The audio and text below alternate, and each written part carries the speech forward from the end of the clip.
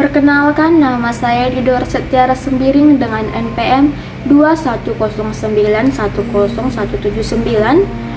Saya dari Universitas Katolik Santo Thomas Medan, Fakultas FKIP jurusan PGSD. Makhluk hidup asal mula, ciri-ciri dan organisasi kehidupan. Yang pertama, teori abiogenesis. Aristoteles, seorang filsuf asal Yunani kuno, mengajukan sebuah teori mengenai asal-usul kehidupan yang disebut abiogenesis. Teori ini dicetuskan pada tahun 384 sampai 322 sebelum Masehi. Aristoteles yakin bahwa makhluk hidup itu ada karena benda mati dan semuanya muncul secara spontan, sehingga muncul sebutan generatio spontanea.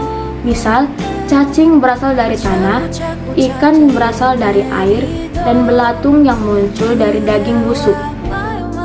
Yang kedua, teori biogenesis. Para ilmuwan tidak percaya begitu saja terhadap teori tanpa pembuktikan yang sifatnya ilmiah. Maka itu, beberapa ilmuwan berusaha membuktikan kebenaran teori abiogenesis yang sudah sangat lama bertahan. Menurut Francisco Redi pada tahun 1688, hasil dari percobaan tersebut menghasilkan sebuah pernyataan dari Redi bahwa jika lalat dicegah untuk tidak meletakkan telurnya pada daging, maka makhluk hidup atau belatung tidak akan muncul dari daging tersebut. Jadi, menurut Redi, makhluk hidup berasal dari telur.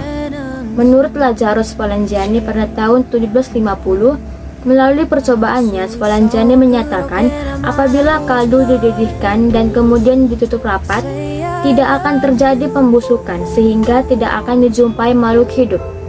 Menurut Louis Pasteur pada tahun 1688, Louis Pasteur akhirnya mengambil kesimpulan bahwa adanya kehidupan berasal dari kehidupan lain yang menghasilkan teori. Yang ketiga, teori evolusi kimia atau neabiogenesis.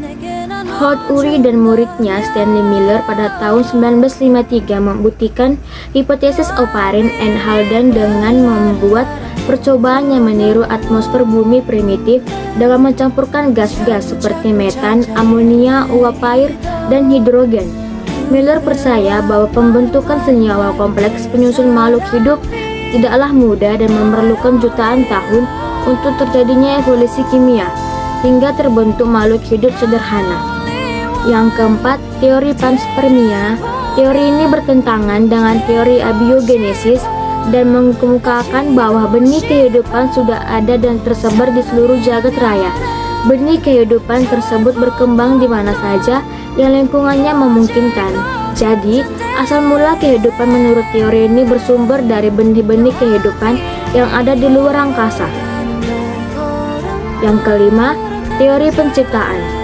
Teori penciptaan yang bersumber dari agama yang kebenarannya tidak untuk dibuktikan secara ilmiah karena teori tersebut datang dari Tuhan yang diyakini oleh keimanan dan bukan hasil pemikiran manusia.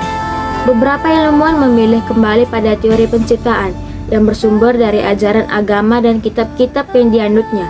Kebanyakan agama, khususnya agama Romawi, percaya bahwa alam semesta bersama isinya diciptakan oleh Tuhan. Memang teori ciptaan ini sukar dibuktikan dengan akal manusia karena datangnya bukan dari hasil percobaan, melainkan hasil telaah ilmu agama dan keyakinan.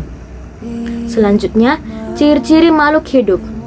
Disadari atau tidak, kita telah mampu mengkelompokkan makhluk hidup dan makhluk tak hidup. Misalnya, manusia, ikan, kadal, gajah, burung, pohon rambutan, dan bunga mawar dikelompokkan dalam makhluk hidup.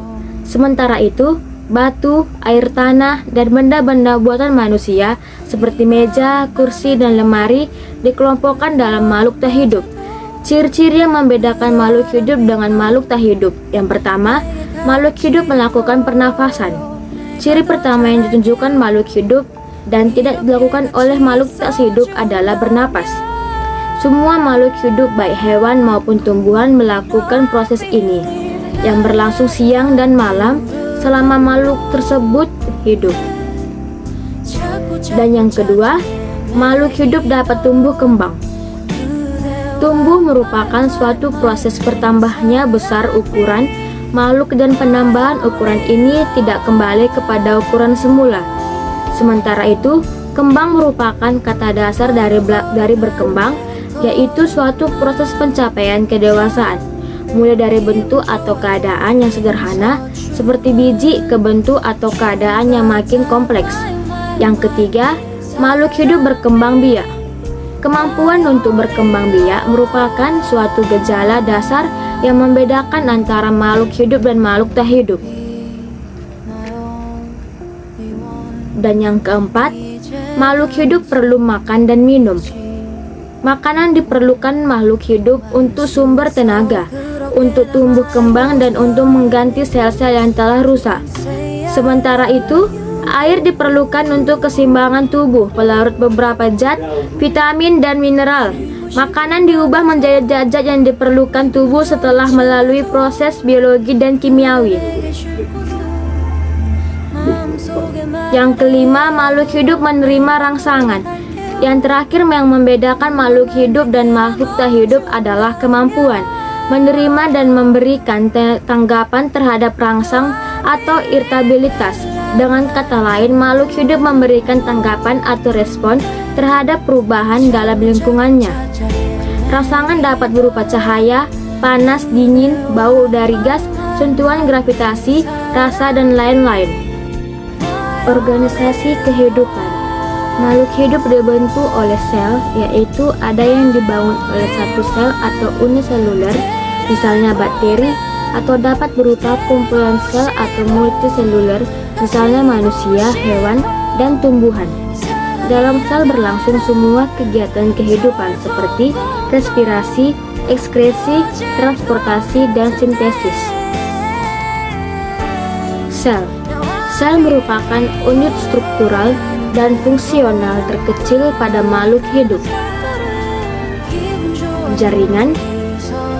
Jaringan adalah sekumpulan sel yang memiliki bentuk dan fungsi yang sama. Jaringan yang berbeda dapat bekerja sama untuk suatu fungsi fisiologi yang sama membentuk organ. Selanjutnya, organ. Organ dibangun oleh beberapa jaringan yang bersama-sama melakukan fungsi dan tugas tertentu. Organ-organ yang dimiliki tumbuhan berbeda dengan yang dimiliki hewan atau manusia. Dan sistem organ. Organ tubuh makhluk hidup tidak bekerja sendiri-sendiri, tetapi saling bergantungan dan saling berpengaruh dengan organ lainnya. Demikianlah penjelasan saya tentang makhluk hidup. Sekian dan terima kasih. 고서 같이